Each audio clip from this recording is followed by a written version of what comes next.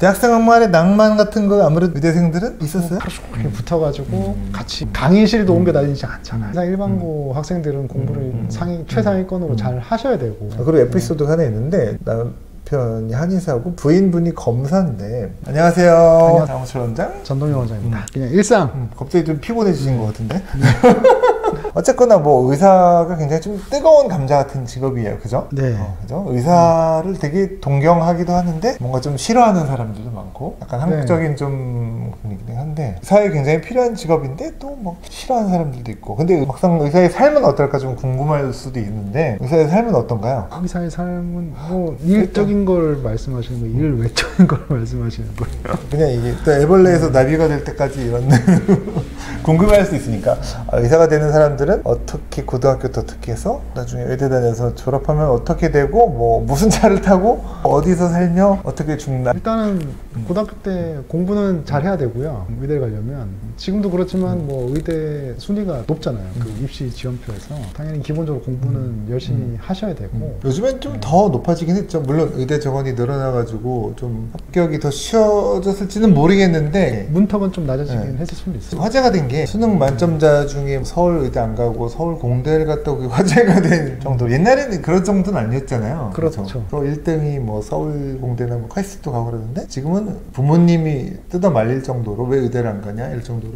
하여튼 뭐 고등학교 때는 보통 공부 잘하고 좀 조용한 친구들이 많은 것 같아요. 제가 볼 때는. 특목고 출신이 아닌 이상 일반고 학생들은 공부를 일단은 최상위권으로 잘 하셔야 되고 그리고 뭐 내신도 좋아야 되고 수능도 잘 보셔가지고 좋은 성적으로 의대를 입학하게 되는 거죠. 근데 또 의대 입학했어도 뭐 다 우수한 학생들이 모여 있으니까 그 안에서도 스트레스를 공부를 또 해야지 납제가 안 되고 유급이 안 되니까. 그래서 저희는 뭐 연세대학교 의과대학 중에 가장 역사가 긴 데도 하고 가장 대표적인 의과대학을 나오는데 제가 보는 일단 특징적인 거는 저희 학교만의 건 아닌 것 같은데 의대생들은 의대생들끼리 따로 있어요. 따로 논다? 뭐 동아리부터 시작해서 뭐 예를 들어 오케스트라든 뭐 연극 합창단이든 보통은 뭐 중앙동아리라고 하잖아요. 물론 다른 데도 뭐 문과대 동아리, 공대 동아리 따로 있지만 중앙동아리도 같이 나오는데 의대생들은 거의 중앙동아리로 안 나와요. 안 가죠. 저는 개인적으로 했었는데 드문 케이스였고 의대 내에서 왜 그럴까요? 그게 의대는 이제 예과 때는 그렇지만 본과 때는 수강 신청이라는 거 자체가 없잖아요. 고등학교처럼 이제 시간표 딱 나가지고 이제 하루 종일 붙어가지고 같이 강의실도 옮겨 다니지 않잖아요. 그래서 좀 공대생, 문과생들 이런 다른 타 대학생들이랑 좀 삶이 많이 달라져서. 네, 그렇죠.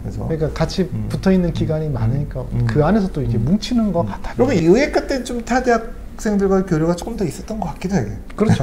근데 본과적으로 보면 일단 거리도 있고. 병원 대학은 아주 떨어져. 서울대 같은 데는 아예 위치도 달라요. 그죠? 지역이 틀리죠. 근데 연세대학교는 그나마 좀 가까운 편이에요. 그나마. 그래도 뭔가 같이 좀 있는데 장벽이 있죠. 이쪽은 의대, 이쪽은 일반 대학교. 그렇게 좀 구분된 삶을 보낸다. 대학생 때부터. 그 다음에 시험 많이 보니까 좀 스트레스 많이 보고 시험이 뭐 보름에 한 번씩, 일주일에 한 번씩 계속 과목별로 또 있고 배울 과목도 많고. 그래서 의사가 되고 싶은 수험생들에게 의사를 꿈꾸는 학생들 의사의 삶은 어떤가 좀 설명을 해드리고 있는데 고등학교 때는 되게 모범생 공부 최상급인 학생들이 일단 가는 건 맞고 그다음에 의대생 때는 따로 좀 논다 이 얘기를 했어요. 그죠? 다른 일반 대학생들 같은 과 학생들끼리 좀 모여 있어야만 하는 상황이 생길 수밖에 없죠. 과 특성상. 저희는 연세대학교는 그나마 가까운 편이었는데 학교에 따라 아예 위치가 병원이랑 지역이 다른 경우도 있죠. 일반 대학이랑 병원이 붙어 있어야 되니까 당연히 의대생들은 병원에서 공부를 했지 병원 없는 데서 공부를 할 수가 없으니까 따로 논다. 그래서 대학생 학말의 낭만 같은 거 아무래도 의대생들은 있었어요? 사람 나름이죠. 저희는 신촌이라서 거기 뭐 굴다리 밑에서 술도 마시고 뭐 하기 나름 그런 거는 있었는데 만약에 병원만 따로 떨어져 있는 의대를 가면 많이 심심할 것 같아요. 아무튼 그건 그렇고 개인적으로는 의과대 학생 때 그렇게 인생에서 아주 즐거운 시기는 아니었던 것 같아요. 왜냐면 뭐 물론 친구들과 즐겁게 논 적도 있지만 시험이 너무 많았어요. 어떠셨나요? 그래도 괜찮았어요? 그래도 지나고 보니까 그래도 마음 편한 시기였던 것 같아요. 공부만 하면 되잖아요. 오히려 일단 졸업을 하니까 좀 더 생화학도 궁금하고 그때 실현도 다시 찾아보게 되더라고. 그럼 졸업하면 근데 보통 끝인가? 면허를 따기 위한 과정이잖아요. 의과대학이라는 의사 면허라는 걸 따기 위한 과정이고 그다음부터 이제 결정을 해야죠. 계속 이제 일반인으로 살 것인가 또는 나의 전공 과목을 찾아서 전문의의 길로 갈 것인가. 그래서 보통 대학 대학병원에서 뭐 인턴 레지던트 과정을 거치면서 뭐 한 4년에서 5년 정도 수련을 하거나 또 남자들은 뭐 군대 문제가 있기 때문에 뭐 군의관 또는 뭐 공중보건의로 갔다 와서 수련을 하는 경우도 있고 아니면은 다 마치고 군대를 가는 경우가 있나요? 그렇죠. 그런 경우도 있죠. 네, 저는 다 저기 전문의까지 따고 군의관으로. 그렇습니다. 그래서 막 예비군 같은 데 가면은 나이 많은 분들은 다 의사 그런 사람들 다 또 모여 있습니다. 아무튼 그래서 의사가 된다 그래도 한 30대 뭐 중반, 초중반까지는 월급도 크게 많지 않고 일단 그다음에 그렇죠. 뭐 근무 환경이 좋지는 않은 것 같아요. 일반 직장인들보다. 근무 시간도 많고. 갑자기 눈망울이 초롱초롱해지 촉촉해지시는 피곤한데. 힘드셨어요? 지금 힘든 거예요? 그때 힘들었던 거예요? 항상 힘들어. 아무튼 생각보다 의사 돈을 잘 버냐 못 버느냐 이런 얘기가 있는데 근데 그게 일반인들은 제일 궁금하잖아요. 맞아. 그리고 그렇죠. 그거를 의과대학을 선택하는 기준 중에 또 굉장히 중요한 요소잖아요. 돈 좀 잘 버는 직업을 하고 싶은데 공부도 잘한다. 그럼 의과대학을 가는 게 어떻겠냐 이런 권유도 많이 받을 거고. 그런데 일단 20대부터 의과대학부터 한 30대 뭐 초중반까지는 좀 삶의 질이 일반적인 것보다 좋지 않을 수도 있다. 뭐 물론 좋게 즐기는 사람도 있지만 왜냐면 시간 자체가 부족한 건 그건 분명한 것 같고 여유 시간 자체가 의과대학생이든 전공이든 군대도 길고 그래서 어느 정도 희생을 감내해야 된다.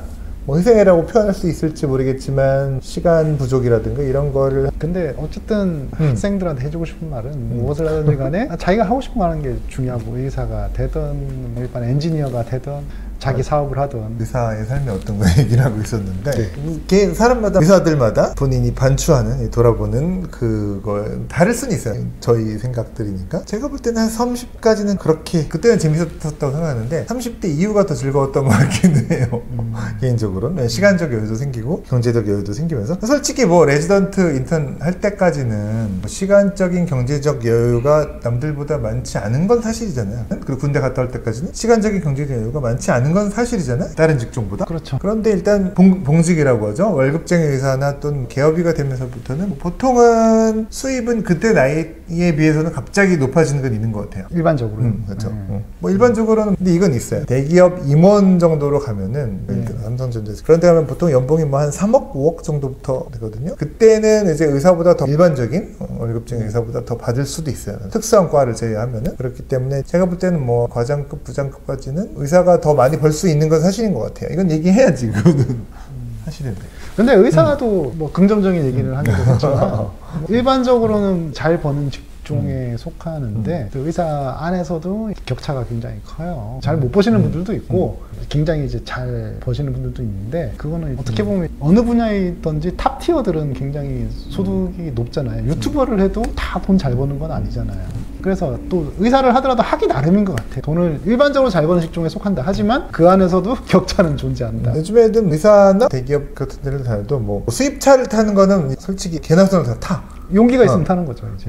그런데 이 집을 산다든가 이 자산을 쌓아가고 자산을 운영하는 것도 별개의 문제인 것 같긴 해요. 왜냐면 또 의대 동기들이나 뭐 의사 친구들 봐도 보통 집을 사거나 자산을 축적한 친구들은 자산 관리를 잘한 친구들이고 뭐 월급을 받아서든 사업을 해서든 의사 소득만으로는 자연스럽게 자산이 축적되는 건 아닌 것 같고 그거는 뭐 세계 공통적인 것 같아요. 뭐 미국 의사도 마찬가지고 한국 의사도 마찬가지고 옛날 의사들은 뭐 그냥 개원하면은 바로 집을 쉽게 살 수 있었던 때도 있었을 수 있는데 새를 건물에 들어가면 몇 년 후에 그 건물을 샀다고 막 하는 경우도 근데 그때는 저희 부모님 세대도 마찬가지거든요. 저희 부모님 때 뭐 올림픽 때는 뭐 잠실 아파트가 뭐 한 5천만 원? 대기업 뭐 과장 부장 정도만 되면은 아파트를 뭐 갭 투자로 그 당시에도 갭 투자 개념이 있긴 했었는데 뭐 두 채, 세 채 사는 분들이 많이 있었어요. 제가 볼 때는. 그렇기 때문에 지금 의사들이 뭐 평균적인 직장인들보다 더 높은 소득인 건 그건 분명히 사실이고 그렇죠. 한편으로는 집 같은 걸 사기 어려운 시대인 거는 뭐 옛날보다 어떤 직종이든지 의사 포함해서 집 사기 어려운 시대인 것도 마찬가지고 그렇죠. 정리를 하면 군대나 레지던트 전까지는 그렇게 소득이 많지 않고 시간도 적은 건 사실이지만 그 뒤로는 솔직히 뭐 나와서 봉직이나 개원이 하면 왠지 BMW 사는 건 흔한 일이야. 근데 이건 이래요? 다른 친구들도 보면 제 친구들 의사 아닌 친구들도 벤츠 BMW 쉽게 타거든요.